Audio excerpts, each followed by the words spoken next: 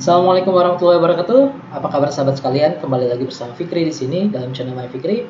Hari ini saya mau berbagi tips kepada teman-teman yang sedang dalam posisi menuju pernikahan, tapi belum punya calon dan sedang dalam posisi memilih mau calon yang seperti apa. Nah, tips ini bisa teman-teman gunakan untuk menentukan pilihan yang baik. Yang kedua, tips ini juga bisa teman-teman gunakan untuk apa ya? Untuk meluruskan ya teman-teman supaya niat ini benar-benar bisa terlaksana. Yang saya maksudkan niat ini seperti apa sih? Jadi saya sering kali ya baca CV teman-teman yang ingin menikah, yang ingin ta'aruf. Saya karena memang tugas saya salah satunya adalah ngecekin CV, ngecek interview dan lain-lain. Dan satu hal yang saya pelajari ketika saya baca CV begitu banyak orang adalah adanya ketidaksinkronan antara CV dan apa yang dikerjakan. Nah, kalau kita baca CV-nya itu biasanya indah-indah sekali ya. CV-nya itu kalau nikah ceritanya saya nikah karena Allah, ingin membentuk keluarga Qurani dan lain-lain. Tapi prakteknya, kenyataannya ketika interview, ketika akhirnya calon diajukan, biasanya yang di CV ini nggak berlaku nih. Yang berlaku malah hal-hal yang di luar yang tadi ada di CV, di luar kata-kata mutiara yang indah yang sudah dituliskan di CV. Misalkan gini, di CV ini carinya ada laki-laki yang cari perempuan untuk dinikahi. Di CV isinya adalah ingin mencari seorang wanita yang soleha, ingin targetnya adalah kehidupannya, pernikahannya setelah pernikahan adalah pernikahan keluarga yang Qurani. Tapi ketika saya tawarkan seorang wanita yang menurut saya soleha, agamanya baik, ngajinya baik, dan bisa kalau untuk diajak menuju ke keluarga yang Qurani ini, tantangan yang pertama yang didapatkan oleh si laki-laki ini adalah kurang langsing, kurang putih, dan hal-hal semacamnya. Dan itu nggak ada masalah sebetulnya. Itu hal yang sangat wajar karena memang perempuan dinikahi karena 4 hal. Kalau kata Rasulullah, yang pertama adalah kecantikannya, kedua hartanya, ketiga keturunannya, dan keempat agamanya. Tapi kalau mau selamat, nah ini yang menarik. Kalau mau selamat, ini untuk laki-laki, untuk teman-teman yang laki-laki, kalau mau selamat pilih agamanya, itu aja. Nah, yang kedua, dan ini nggak cuma untuk laki-laki ya, perempuan juga sama. Perempuan biasanya CV-nya juga sama seperti itu, ingin nikah karena Allah, ingin keluarga Qur'ani, tapi ketika saya ajukan calonnya, akhirnya kebenturnya gajinya kurang, tabungannya kurang, atau pekerjaannya kurang bonafit. Dan itu adalah hal-hal yang sering kali kami fasilitator ta'aruf temukan dalam praktiknya. Nah, makanya tips ini sangat bisa digunakan oleh teman-teman. Satu, untuk memilih yang baik. Yang kedua adalah untuk meluruskan niat. Gimana caranya supaya apa yang dituliskan di CV ini bisa jadi sinkron. Nah, sekarang gini, tipsnya apa sih? Saya biasanya akan memberikan tugas untuk teman-teman yang sedang dalam masa memilih ini, memilih calon yang baik, memilih mau nikah sama siapa, mau taruh sama siapa. Biasanya saya kasih mereka tugas untuk bikin list 5 nama. Jadi 5 nama yang memang harus mereka list satu persatu, dan tentunya ini nggak cuma sekedar list biasa yang dimana teman-teman cuma tulis, oh saya suka si A, suka si B, suka si C, dan akhirnya listnya itu bakal bikin bingung, nggak akan memecahkan masalah. Sekarang kita buat list, teman-teman silakan buat list 5 nama yang bisa dijadikan kandidat suami atau kandidat istri dengan kriteria yang jelas. Untuk laki-laki silakan catat kriterianya. Yang pertama adalah agamanya. Jadi teman-teman bisa lihat agamanya, bisa lihat dari sholatnya, bisa lihat dari pergaulannya, lingkungannya, dia ngaji atau enggak, itu bisa dilihat. Yang pertama listnya agama. Jadi pilihlah perempuan yang ingin dinikahi. Pertama adalah faktornya agama.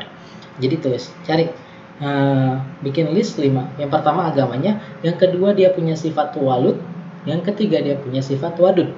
Nah, walud ini adalah dia subur, dia bisa memberikan keturunan. Kenapa diberikan ini? Rasulullah salah satu yang dibanggakan oleh Rasulullah adalah banyaknya keturunan.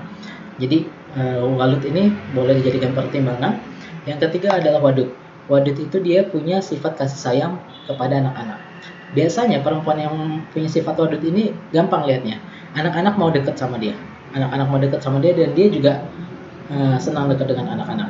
Ini penting untuk nanti setelah menikah, karena salah satu fungsi perempuan dalam pernikahan sebagai seorang ibu adalah dia bisa mendidik anak-anaknya, dan sifat wadud ini bakal kepake di situ.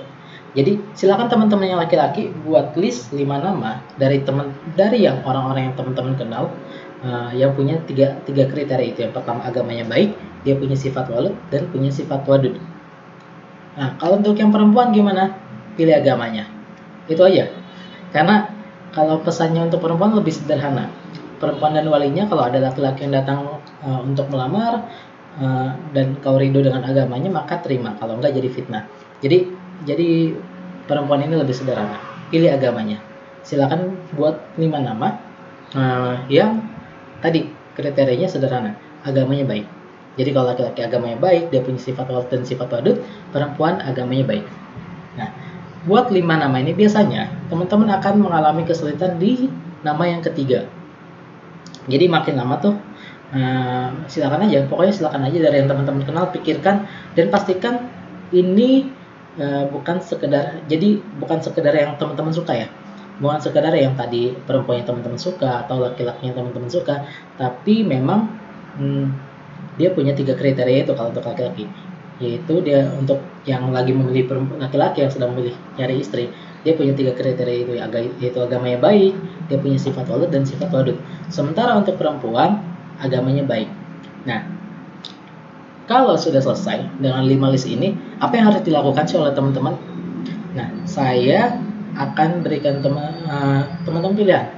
Silakan teman-teman maju ke nomor 3, 4, atau 5. 1 dan 2 silakan dilupakan. Nah, biasanya teman-teman akan bertanya ke saya ketika saya berikan pilihan seperti itu, kenapa kok yang 1, 2 malah dilupakan? Nah, ini rahasianya dari tips bikin list ini.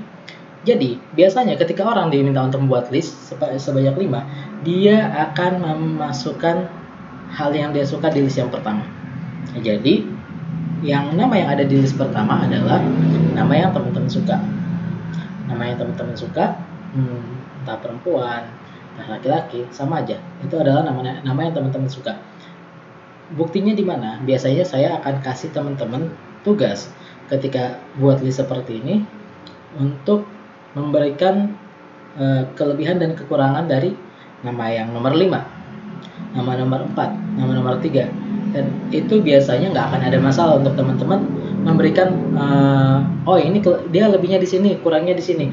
Tapi ketika masuk ke nomor 1, biasanya banyak yang blank, banyak yang berpikir ulang, apa sih kelebihannya, atau enggak, bukan apa kelebihannya, lebih tepatnya apa sih kekurangannya. Karena biasanya nomor 1 itu lebih semua. Kenapa lebih semua? Biasanya yang nomor 1 ini adalah orang yang teman-teman suka. Dan kalau sudah masuk level suka, ini yang jadi masalah. Kalau dibilangnya, orang dulu bilangnya apa ya, tai kucing rasa coklat. Jadi teman-teman nggak bisa melihat secara objektif. Nah, makin ke bawah, teman-teman akan dipaksa untuk melihat lebih objektif tentang nama yang teman-teman tuliskan, berdasarkan kriteria, berdasarkan juknis yang sudah Allah dan Rasulullah tetapkan. Itu tadi, kalau lagi milih perempuan, milih istri, dia baik agamanya, walud, wadud. Nah, makanya nanti biasanya makin ke bawah akan lebih mudah. Oke, saya jelaskan lagi. Jadi kalau sudah sampai sini, teman-teman silakan pilih dari nomor 3, 4, 5. Makanya kenapa saya bilang ini untuk meluruskan ya, karena semakin ke bawah listnya, di situ teman-teman semakin mengedepankan juknis dari Allah, bukan keinginan teman-teman. Oke, untuk teman-teman itu tips yang bisa saya bagikan. Selamat memilih, mudah-mudahan dimudahkan proses pencarian jodohnya. Saya Fikri dari My Fikri undur diri. Assalamualaikum warahmatullahi wabarakatuh.